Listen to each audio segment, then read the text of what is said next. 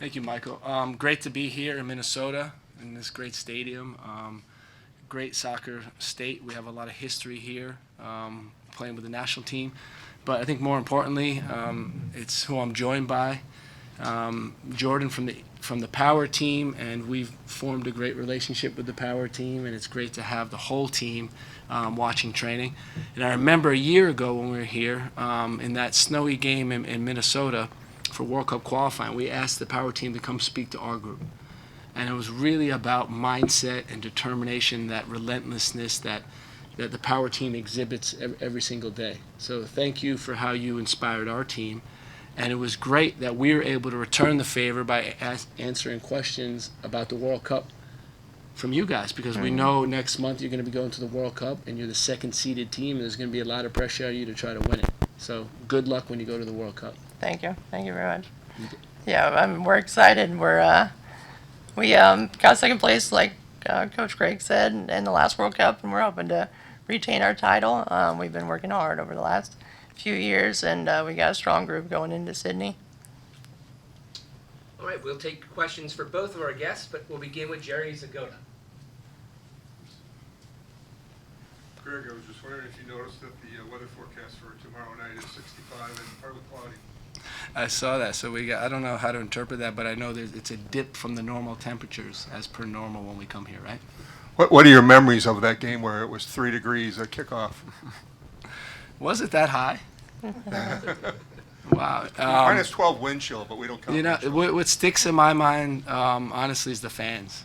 I saw some fans without shirts on, and they were out like it was warm out, and it made me think like people from Minnesota are tough. There's tough, and then there's Minnesota tough, and we saw it that night. But the fans got behind us. I think it's a memorable game. It's really about how you deal with conditions, and what I've said all along is, we're asked to go down to the equator and play games at 95 degrees and 89% humidity, and we have to deal with that. So for us, it's also that's part of qualifying conditions. Next will be Stephen Goff from the Washington Post. Greg, player availability for this, there's been a few roster tweaks, goalkeeping and because of Joe. If you could discuss those, and if you'd like to share the lineup again for this match. So Joe left the camp, and Matt Turner left the camp, and we replaced them with Drake Callender from Miami, who was always scheduled to come in, and then DeJuan Jones, who we had to make a last-minute adjustment. Ethan's going to play in goal tomorrow. That's pretty clear. We're going to mix up some players, but it'll be very, very similar lineup to what you saw last time. We'll go to Doug McIntyre from Fox. Thanks, guys, for doing this. Jordan, good luck to you at the World Cup. Questions for you, Greg. How do you expect Oman to play tomorrow? Any similarities with Uzbekistan? No. And then just on Yunus Musa real quick. He's only 20, but he seems like a grizzled veteran at this stage. Where do you sort of see him? How do you see him evolving, and how do you see his role this cycle? Yeah, he's a big part of our program. He was last cycle, and he is this cycle. And I think last cycle you saw him grow into it. You remember he didn't play in the Nations League. Remember we had in Denver. I think he came in against Costa Rica in that friendly game after, and then he worked his way onto the team in the following months. But he's a big part of the team. One of our concerns was, getting him these game time, because he hasn't played yet this season. He hasn't had a proper preseason. So, that's a priority of ours, is to get him game time so he can get fit and go back to Milan in good condition. Yep. Oman? Yeah, so Oman is completely different than Uzbekistan. Uzbekistan was a 5-4-1, at times 5-2-3, but very difficult block to break down, defending with 4 players on the wing, very compact. Oman has played a 4-4-2 diamond, and they have very, very dynamic counterattack. And part of the emphasis in this camp was finishing attacks against the low block in Uzbekistan, and now preventing transitions against Oman. So it's going to be a great test for us. We watched a game against Germany where Germany won 1-0, but they absolutely battered Germany with the transition moments, where they're all over them in that game. So it's going to be important for us. Next will be Cross McDougal from TeamUSA.org. Hi, Greg. So, is this on? Okay. Well, With Marco being named the Olympic coach now, I'm wondering how closely will you guys work together in this next year, and what can you tell us about who he is and what he's going to bring as a manager? Yeah, we've always worked closely together. You know, when I go into the office, I walk right by his desk every single day, and we chat every single day. He's in the office all the time talking about, you know, teams-related stuff, tactics. So we have a very good relationship with him. He's a very serious coach. He's got a ton of experience internationally, winning the U20 World Cup as an assistant with Serbia. And, you know, he's a great guy. He's got experience in MLS, experience abroad. I think he's a great candidate. I'm excited to see what he can do with the Olympic team. Next will be Jeff Reuter from The Athletic.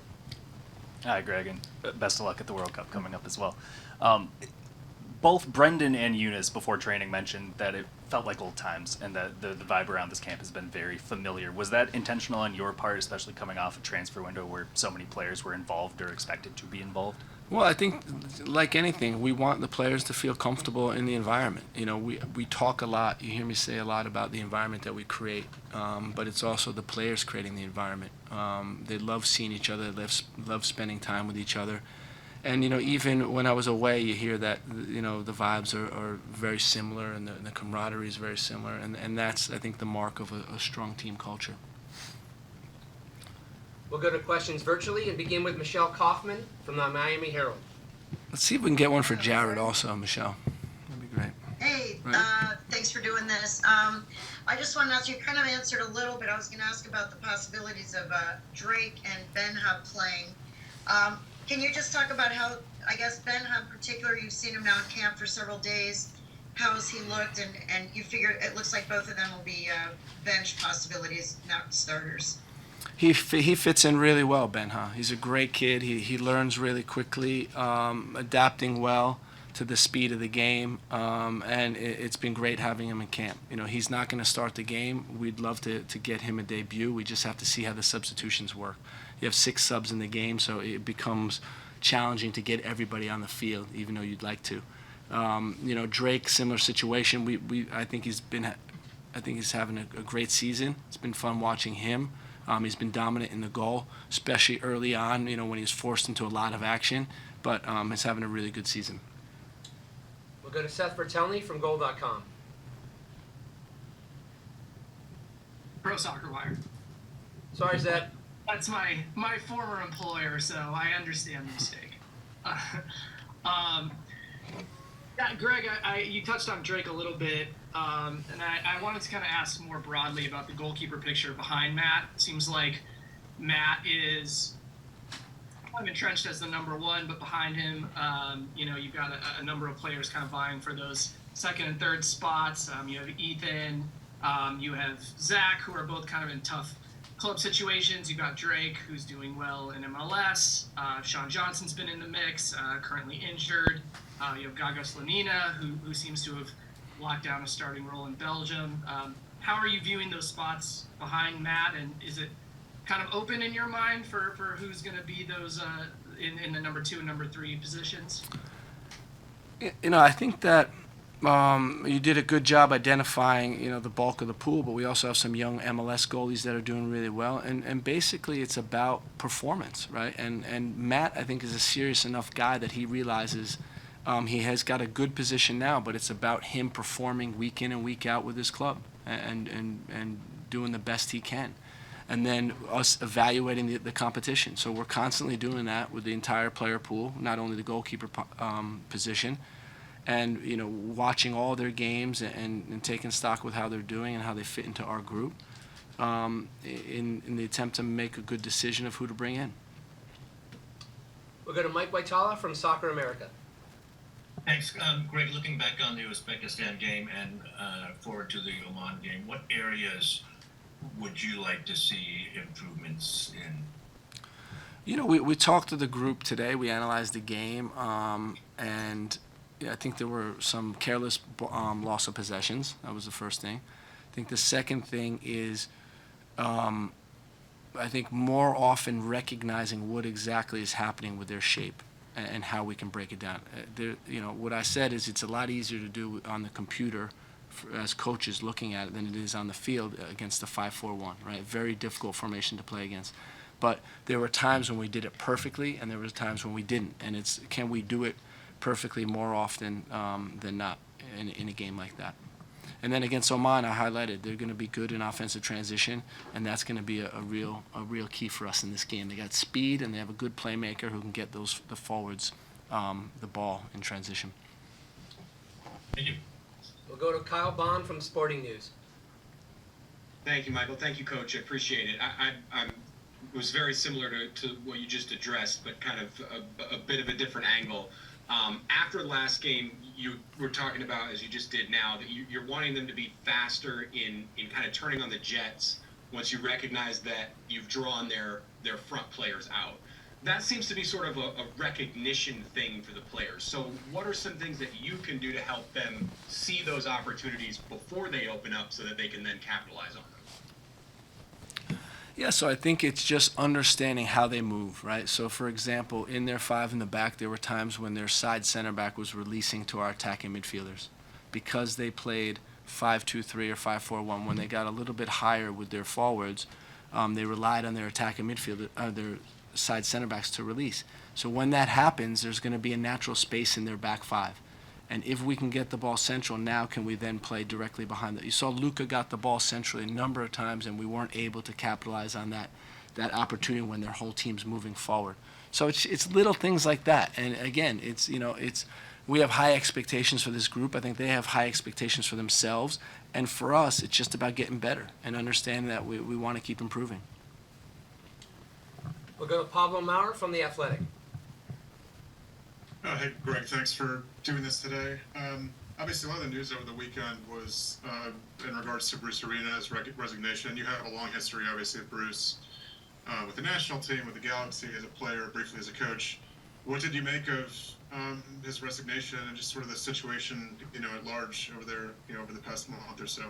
I'm not entirely informed with the ins and outs of that whole thing. What I'd say is I know Bruce. I know he's a great person. I know he's a great coach. I know he is a very successful coach. I know he has a strong family, and that's all I can really say about that. I know Bruce has a great character. We'll go to Ryan Tomlich, who actually does write for Goal.com. Thank you, Michael. And hey, Greg, I wanted to ask about Malik Tillman, coming into that last game and kind of making an impact at the end there. I want to ask what have you seen from him and kind of projecting where he fits this cycle? He's someone that could play in different positions. Where do you kind of see him fitting in, both in the short term and maybe in the long term with the way you set things up? I think he's a fantastic player. I really do. That's why we're so keen to have him commit to the United States a couple of years ago. He's dynamic player, sees the game ahead of time. He can speed up the game. He can make final actions. He's calm in the penalty box. He's got a lot of strong attributes. And for us, it's okay, how does he take all those qualities to the next level when he gets opportunities? And I think the other day he did a good job. He'll get an opportunity tomorrow, so we'll see how he can do, but the coaches are high on him. Next will be Sanjay Sujan Thakumar. Thanks, Michael. Thanks, Greg, for doing this. Before the Uzbekistan match, you were asked about you could see Yunus being the 6 when Tyler is not available. Then we saw Luka on the ball deeper a lot, kind of in that role. He looked good before the injury there. So can you talk about what went into that decision to have him be that guy, and what did you think about Yunus getting on the ball a bit higher, his impact and how he can grow there? Thank you. Yeah, so we're challenging Yunus with final passes and goals. That's what we're challenging him with. He had opportunities in that game to make the final pass, to really make the incisive move. He had one chance on the cutback cross that he just missed. So I think he's close, and we're going to continue to push that. What we decided at the end of the day was having 2 dynamic players in those attacking mid positions when they come at when their defense leaves the line, to be able to take advantage of those opportunities, and a more controlling player centrally to distribute the ball to the right areas. And we think Luka fits that role really well. So, was happy with Luka when he performed, and happy with Yunus, the whole game. Our last question comes from Brian Sciaretta from American Soccer Now. Brian, is this a two-parter? Is this a two-parter with Jared and me? Jordan. Jordan and me. Yeah. It is now, Brian. Jordan, your reaction. So how has camp been going here? And have you spoken with any of the guys? And if so, who have you spoken to most? And then, Greg, I want to ask you about Kevin Brady's, his integration into the team. And then he's listed as a defender. Do you see him as a winger or a defender? How has he primarily been playing with your group? Thank you very much. You go first, bud. Yeah, first of all, I'm a little disappointed in the tactical questions because I'm a pretty good manager on Football Manager, the video game. So, but I'll let that slide. How would you break down a 5-4-1? The gig and press, 4-2-3-1 gig and press probably. A little pressure on him, but no. Yeah, camp's been great. We are really revved up, ready to go. We're talking about what percentage that we're ready for the World Cup, and we say we're at 97%, and we're going to peak at 100% when we're in Sydney. Yeah, we've just been playing, beating up on each other because we're some of the best players in the world, and iron sharpens iron. So we're excited. But yeah, it's great meeting the guys out here today. They are really invested in our success as well, and they want to see us succeed as much as we want to see them succeed. But yeah, it's a great experience, camp all around, and being part of U.S. soccer has been awesome. So regarding Kevin, I really like Kevin. I've liked him for a while. I think he's a dynamic player, really interesting player. For us, it's going to be at the highest level internationally. Can he make the difference in the penalty box? Can he score the goals, make the assists? We have to see that. That's TBD.